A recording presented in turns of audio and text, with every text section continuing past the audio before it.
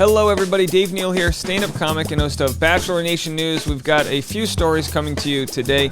A little bit of a slow news day in the sense there's no crazy spoilers coming out. Just a lot of, I would say, fallout from the recent episodes of Bachelor in Paradise. We'll get into all of that. Please hit the like button, subscribe if you haven't already. Join me on Patreon for my private membership community if you enjoy my content. That's patreon.com/Dave Neal. There's always a link to it in the description below. But yeah, we got Chris Conran, who was voted off in Claire's season of The Bachelorette, who is now friends with Katie Thurston. Not a big deal, doesn't really matter, except this video is about the fallout of comments that Viall made on his podcast regarding Chris. So I'll share with you guys just a quick update on who Chris is. Then I'll read for you Chris's response to Nick, and then I'll play for you Nick's clips on his podcast. We'll talk about it. Maybe we'll learn something. Who knows, folks? All right, so Bachelor in Paradise, often an opportunity for franchise alums who didn't make it far on their seasons. Of course, Grocery Store Joe, Tajwan, and Chris Conran was voted off early on Claire's season of Bachelorette. Chris is friends with former Bachelorette Katie Thurston. In May, Chris posted a photo of him and Katie celebrating her then forthcoming season. Here's the photo. And Chris said, "Shout out to my friend Katie. Once I learned she was a whiskey girl and I knew we would be instant friends. Whiskey Wednesdays would never be the same. She's come all the way from Dildo Girl to America's Sweetheart, and I couldn't be more proud of her. She blew everyone away because she's a real effing person. There's nothing fake about her, and that's what I love about Katie. Can't wait to watch her journey and see her stiff arm all of the BS on the way to finding love."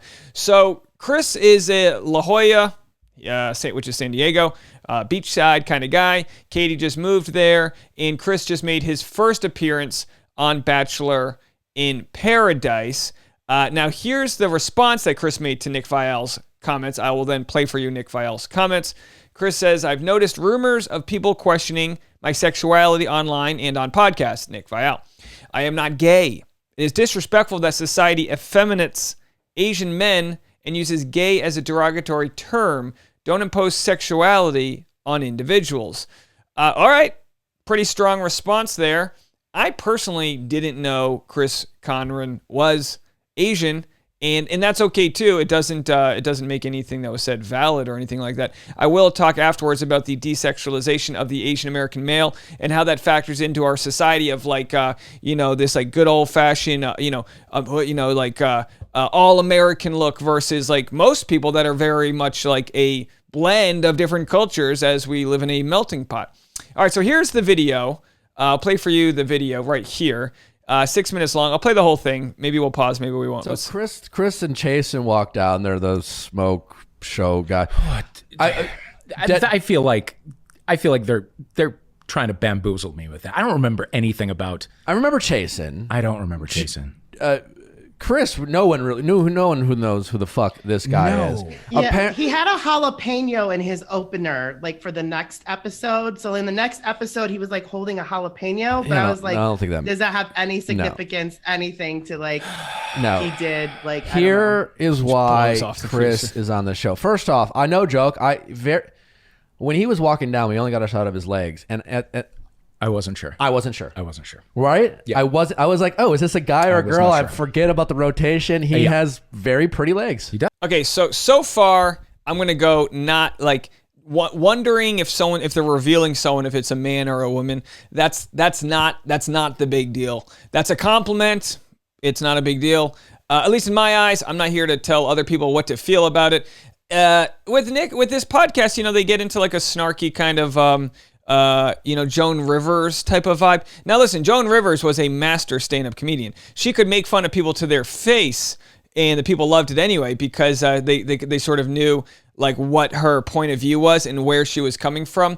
With Nick, the struggle is, and I'm not saying he pulls it off or doesn't pull it off, the struggle is, are you a friend of the show or are you an outsider who's like ridiculing the show? If you're a friend of the show and you're ridiculing some of the cast, that's where you're going to create the ripples. If you're just going to be an outsider, kind of like me, I'm like an outsider, right? If you're just going to be an outsider and call every little detail, BS and this and that, that's one place to be. But as someone who's like an insider, a friend of the show, he almost co-signed, like his message is almost co-signed by the show. Does that make sense?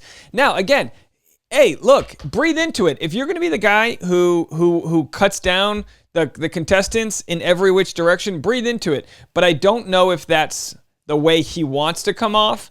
We'll have to see. Let's keep playing. Does. Lovely legs. Props to Chris. Yeah. These guys I wrote down look like police sketches of handsome guys. You know what I mean? They're like not unattractive, but they're like, it's like somebody very quickly tried to make a handsome guy. By the way, that's a funny comment. They look like police sketches of attractive guys. That's a funny compliment. If it's pure funny, it passes in my book. Obviously, some things in the future won't be that case, but surgically talking, that's a funny comment. Do very well in the bar scene, right? Like to that, like they're just good looking enough that when you have a few drinks, they probably clean up. Now, this is where I disagree. I think they're both very attractive. I think traditionally speaking, they're actually some of the most attractive people. I mean, this is like, he could play Superman. You're right? Am I wrong? He's got jaw, and he symmetrically speaking, he's super attractive. To say someone would do well in the bar scene, I think the underlying thing that he's saying is that there's a lot of vapidness. Like, a girl will settle for him at the end of the night after a few drinks, but there's nothing behind that, which we honestly don't know. We don't know much about Chris. He's a wild card. I'm sure I would assume he's a smart guy. I wouldn't assume that, and this is where it becomes dangerous, because I'm sure Nick has been accused of this too, because Nick's a good looking guy. But if you're a good looking person, you can't assume that there's nothing behind the eyes there. Like, his looks is just something that was God given there. All right, let's keep going. Here we go. Chris is, my understanding, Chris is on the show because he's part of what is this new kind of San Diego Bachelor, gang. Oh. Which Katie is now a part of, apparently. Okay. Yeah, she got engaged to a Canadian. Blake. Yeah. Uh-huh. So how soon we forget. She gets engaged to Blake, but she's like, no, I'm gonna go. I'm gonna move to where about like 5 other dudes from my season are living, and leave Blake in Canada. So. Well, now there are guys from Katie's season that live there, but Chris Conran was not on Katie's season.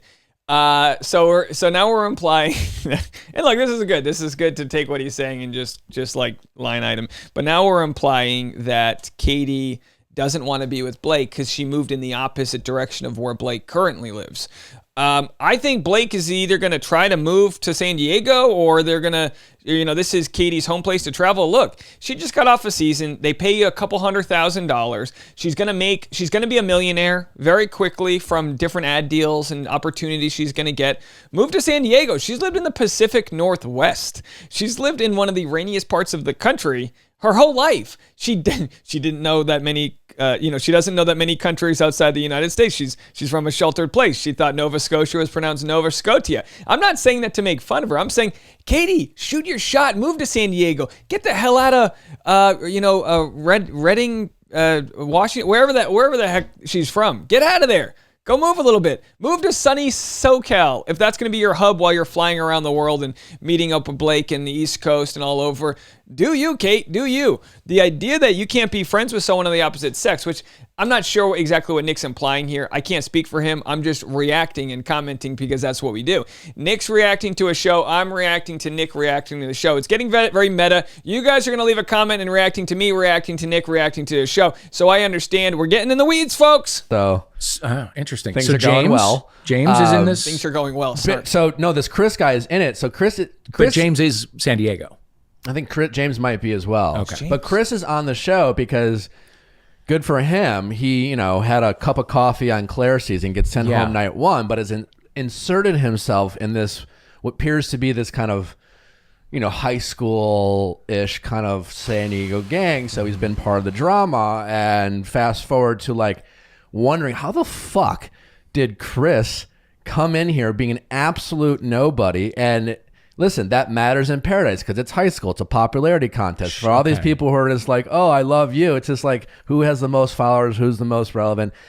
That plays a role to a certain degree in every one of these relationships. And here, now, I don't disagree. There's a popularity contest that absolutely happens. I don't think it's necessarily who's got the most followers. There is an in crowd. Like, they live in San Diego. Chasen's a surfer. Chasen now has an influencer girlfriend. She looks very beautiful. I'm sure she's a great person. There is I wouldn't call them a gang, but yeah, sure, they have a Bachelor of bros and bras. Okay, they got a good little group happening in San Diego there that live there, and they're enjoying their life. So by all means, there is some value for the Bachelor producers to bring in people from that circle. But I don't think the Bachelor producers get much out of having Chris Conran on, other than he's buddies with Jason. He's from a recent season. I think that's just what you do. This Chris is absolute nobody shows up, and you wonder like, how is he completely stealing Jasenia from Ivan, a fan favorite, good-looking, polished guy? Well, it's because they hang out in San Diego. Apparently, Katie's posting pictures of this apparently happy couple, and so that we got bamboozled by Jasenia and Chris, because these pictures are floating around on the internet. Nothing good happens in San Diego. But that's why you got to watch out for San Diego. Props for Chris. That's how he showed up in the show. The producers are like, yeah, I guess he's just hanging out with Bachelor people. So this is going to feed into the drama. I was getting a kind of a fluid vibe from Chris and Jason when they showed up. I was like, oh, is this? I wanted your expert opinion. Yeah. My radar isn't always the best. Yeah. Neither is mine. But that one, I was certain that it was like, oh, these are the guys who were sort of bi-curious, and, Wells is going to make him a cocktail, and, who knows. Now, again, like I said, if you asked either one of them if they thought Chris Conran was Asian, I don't know. Maybe when you say it, you go, oh, okay. Like, yeah, sure. I'm not here to defend their points of views on this matter. I get, like Chris says, let me go back to the comment here. This is what Chris is referring to when he says it's disrespectful that society, first of all, uses gay as a derogatory term, and also don't impose sexuality on individuals. So they're at the very least imposing the sexuality on the individuals, which, kind of like, I believe, and I don't know, I believe this guy was a VJ back in the day. And look, that's not queer baiting. That's a different sort of term there. But there is something that happens when a couple of guys on The Bachelor become like bros and like really comfortable. They lock arms. They're buddies. They've got stories together. They've spent a lot of time in life together. When you go on the show, there's this crazy PTSD that happens to them that none of us can understand. Obviously, Nick can. You'd think he would empathize because he would understand, but when you go on the show, you latch on to your buddies. I have this when I went studying abroad with like a very select group of guys and gals that I went studying abroad with that are like family. They're so close to me. I'll never have anything like them because we all bonded over a shared experience of being on the other side of the world. That's what these contestants have. They bonded over this shared experience of having a microscope over their lives when they dated someone on national TV. And even though we didn't get to see Chris Conran's full story, he was there for a cup of coffee and left. To him, he was probably there for a much longer experience with Jason, and they've got more of a bond there, and they bring that energy to Bachelor in Paradise, and everyone goes, wait a second, you're not verified on Instagram. We don't know you. You're a absolute nobody. Yikes. Who knows what may happen next? That was my feeling, because we've been there with women. Right, yeah. We haven't been there with men yet. It's a difficult step for TV to take. Yeah, right. But that was kind of why I felt that they were there. I wasn't sure about Chris. I mean, even from the legs. Yeah, right off the bat. Also, legs are fair. Smoke show just reeks of performative heterosexuality to me. You know what I mean? Chrissy could go all day. I don't think it's that big of a deal. I think it is a very silly thing to say, and I just it feels like something like a panicky 12-year-old boy says in the locker room, just to be like, don't like girls, so it's just smoke show. We were talking before about whether or not girls would like to be called smoke show, and I was like, to me, that comes off as like you have nothing else to say. Now, Serena said girls would love to be called a smoke show. So clearly people have sort of a different opinion of the term. Where I come from in New England, it was actually a very common term used of affection, and people would, it's like obviously you don't want to be catcalled, but if someone was like, hey lady, wow, you're beautiful. If it's not done in a way that's like, hey, beautiful, get over here and sit on my face or some you know what I mean? Do you know what I mean? So context is important. Nick will show that. Now, I just pulled this up. I didn't have this planned. This is something that actually, this post was deleted. I screen grabbed it before it was deleted. Whenever I see something juicy, I like to screen grab it because it's not going to last long. This is in response to Chris Conran and Jasenia having this like already knew each other moment, because there were photos of Katie Thurston visiting San Diego. Chris Conran and Jessenia were in a group of people that were together. That doesn't mean there's crazy nefarious things happening and they already hooked up and all that, but that is the case. Some random person says, just goes to show they're all just like Thomas after social media fame and free stuff. He's the only one honest enough to admit it. Jessenia says, and then Kelso says, yep, actually made me respect him more and pretty much everyone else. Jessenia and Chris Conran, that was disappointing to watch when you already knew each other outside the show. Jessenia says, I'm done with this. I already made a statement saying we'd only met for a group thing. There was zero romantic relationship going on.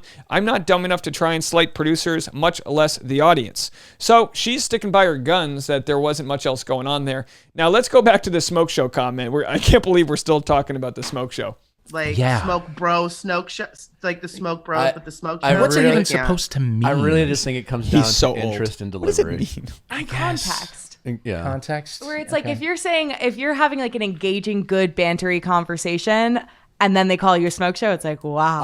I totally agree with Chrissy and Dave in the sense that if you're at a bar scene and a bro-y chasing like figure walks up to you and goes, "You're such a smoke show," that's an eye roll. Yeah. Now, if you're like flirting with a guy you find really attractive and he just goes to you, "Fuck, you're a smoke show," then I could see context. How like, God damn it, Nick it's did it. really It worked on me. Nick did it. You're It just worked like, on me. fuck, It's a good point. God, you're just a fucking smoke Ding, show. ding. You're so, like I just don't know what it's supposed to mean. Like, we're going to the 2021 smoke show this year. They're gonna debut the new smokes for the year. This is a funny premise, but he's using show. Smoke show isn't 2 words. He's thinking of it as like the light show. No, smoke show. It's 1 word. I don't get smoke show. I don't get shit show. We seem to start using them at the same time, and they just like hit maximum saturation immediately. I don't know. I don't like it. But they show up, and yes, they're essentially 2 nobodies who just off kind of. They need a brand. They kind of have an ick quality to them, where they're kind of handsome to your point, but it's just like the Bachelor the Bachelor franchise's ability to cast tall, good-looking men without any game is truly that's their impressive. gift. That is their ultimate gift. Their casting department is they are so good at finding tall, attractive men with zero game. Once in a while, you get some game. There's plenty of Riley clearly has game. There's a handful of people, but like more than half their guys. You would just, how do you not know? Chris has game. How do you look like this? And it's shocking. This bad. So. There's cameras though. No, that might throw you off a little bit. But you're you find thinking about what you're saying and how it's going to play at home. I guess. You know who seems to have game is Noah. No, Noah totally has game. Noah has game. All right, that's the end of that. Okay, so look, it took me a little long. I thought we were just going to play the full thing, but I had to interject every minute. Now look, this isn't a 6-minute clip of them gay bashing. This is more of like microaggressions, you know what I mean? Because they weren't saying that it's bad to be gay. They weren't saying that it's bad to be anything. They were just making putting a label on their bromance and making it something that it wasn't. I'm not saying that's right. I'm just saying it's these little things that's like the Chinese water torture, right? So then I already showed you Chris Harrison's. Chris. First video of the day. Cup of coffee's just hitting. So look, I'm not here to say like, oh, you got to cancel Nick Viall for his comments. It's just like, look, you do this. He does snark. That's what he does. He like knows his color. He knows his stripes, right? That's what he does. He does the snark. He calls him an absolute nobody multiple times. And it's like, I guess you're a nobody till you're a somebody. And I've dealt with this where people go, I used to post stuff in the subreddit and people go, who are you? You weren't on the show. No thanks. And it's like, well, just because you don't know me doesn't mean I'm not like contributing my own things to society. Chris Conran, he could have, I don't know what he does for work. I'm sure he contributes and has a nice family. I'm sure there's a lot to Chris Conran. To call him like some nobody and insinuate that like he's just good looking enough that girls will sleep with him at bars, but there's nothing else to him. It's like, newsflash. That's what people said about you. And I'm not saying that to knock Nick down. I think this is interesting podcast stuff. It's 2 guys. One guy, Nick, knows everything about the show, and then the other guy is kind of like the fun, like question things, like older dad perspective. He was a VJ. He has radio and TV credits, a mile long. The guy's done a lot of work, right? Again, I could have the wrong. Dave Holmes. I think that's, yeah. So anyway, But with that said, I understand for Chris Conran to have to respond to all this. I wouldn't call it rumors. They said what they said, you know? So some comments. Nick V is an a-hole, is so arrogant. I was the idiot that adored him. This isn't exclusive to Nick. I saw these comments all over live threads. So wrong of people. Glad Chris is calling it out. Okay, well, we're not going to pull up random people with their comments because that'd be reckless, because random people on the internet are horrible. Exactly. It's self-serving for the sub to believe he was calling out Nick and not some of the asshats on here. Sucks to know people were doing the same on here too. It's so wrong. The spoiler live thread was packed with these comments. It was disgusting. Okay, I didn't read any of these comments. I wasn't sure of that. So let's take that back and just say that Chris Conran wasn't just speaking about Nick. Nick, they obviously talked about it. I didn't think Nick's podcast was that bad. You know, obviously, like I said, it's snark. I wouldn't call it like a comedy so much as like they're calling out whatever they see on the show, but with that comes some responsibility to do it in a way that's not going to be homophobic, to do it in a way that's not going to be in some sort of ways like desexualizing of Asian people. But like, as I said, and plenty of other people will probably say, like, we didn't even know that was what this was. Like, I again, that could be Chris responding to other threads, and I'm sure there's a vile comments that came. You know, it's his first time on Bachelor in Paradise, and everyone's like, well, I'm going to tell you how it is. And it's like, okay, there, you know, Tabitha, you know, just clicking away on, you know, the live thread. Go get a hobby. Nick talks a lot of shit for someone whose career highlights include getting dumped twice, a failed engagement, and a failed YouTube channel. Well, I wouldn't call his YouTube channel failed. If you're going to criticize him, let's just be fair. That way you can like hold true to your criticism. But what's failed about his YouTube channel? I think Nick and many other famous alums loathe that they haven't really been able to break away from the franchise and created a broader media presence. They say they love being a part of Bachelor Nation, but deep down they're trying to build their brand beyond. But no one outside this ecosystem really cares about their opinions if they're not Bachelor related. And in fairness to them, if I were in their position, I probably would too. All right, that's actually very well said, that there's some snark and criticism that like they're yesterday's news within Bachelor Nation and haven't quite evolved into mainstream media. And he's now dating someone 17 years younger than him. Look, if we're not going to, are we going to talk about adults dating and talk about age? I want to leave that one off the table here. Hearing Nick on his recent podcast talking about Chase and Chris being nobodies who inserted themselves into a group of people who are like a high school hangout of cool Bachelor kids, I immediately thought about him pre-podcast. He literally did the same thing to stay relevant in his Bachelor world. Hanging out with Ashley I, Jared, Dean, Ben, then on to the new, more relevant crowds like Demi. Demi started when his podcast first started taking off, and now that he has another medium other than Instagram, this is having mild success versus other outlets he's tried. He thinks he's too good for the contestants unless they're a smoke show like Victoria Fuller. I don't know how people like him fail to realize the only reason he has any success on his podcast is because of The Bachelor, LOL. If it was only Nick giving dating advice, pretty sure no one would listen, but because he mixes insight and opinions on The Bachelor, people tune in. Hey, that's a strong opinion there. 49 upvotes. That's a very strong opinion. Because look, we all, we, including me, use The Bachelor show for a greater cause, self-preservation, our own careers. I use it to promote my stand-up shows and insert my own opinions and reactions to things. I don't care to create any news on the show. I don't care to break any news on the show. I just care to share my opinion, and people have tuned in because hopefully a lot of you guys feel that I'm at least looking at different angles. So I totally see where Chris Conran can be upset about a lot of things. These microaggressions are, they add up. They add up over time. And they don't come out of thin air. The desexualization of the Asian American male. Just read a quick comment here. I always knew that as an Asian American man growing up in the United States, I wasn't as desirable or American as my peers. I never saw Asian men dating outside of our race or with white women especially. Non-Asian women felt inaccessible, fueling a pre-existing feeling of invisibility, one driven by microaggressions, a lack of representation, and ultimately stereotypes that painted us as passive, emasculated boys lacking sex appeal and a voice. When I think of what it means to be all-American, I imagine a prototypical white male, physically well-built, they had me till physically well-built, outgoing, charismatic, liked by everyone. Well, that's not the case on Reddit. This traditionally masculine person represents the ideal man reinforced by what we see on TV and movies and across the broader mainstream. Of course, every white superhero, of course. You see this as a kid growing up. You see the Thor, this like Norwegian-looking blonde guy who's ripped in underwear. You see that, Asian American men, however, have never fit this mold. Unlike Asian American women who have long been fetishized in the West, we have been desexualized ever since the first Chinese communities immigrated to the U.S. as a way of minimizing the threat posed by Chinese men, who were often portrayed as stealing white Americans' jobs, and women, Asians, were characterized as passive, effeminate, and weak. Passive, effeminate, and weak is essentially what Nick Viall said about his legs. Look, I can't read the full article for you because we're already way long on this video, but these are good conversations to have.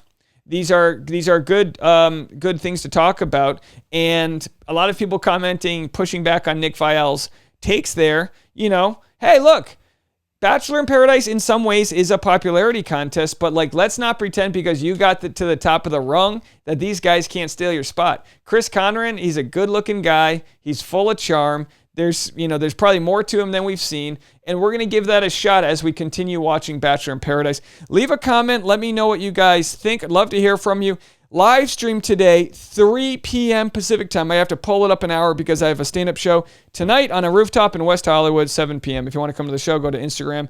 It might be sold out. I don't really know. It's a free show, but whatever. You got to RSVP and all that jazz. All right, folks, we'll talk to you soon. Have a good one. Keep it kind. We'll see you later. Bye now.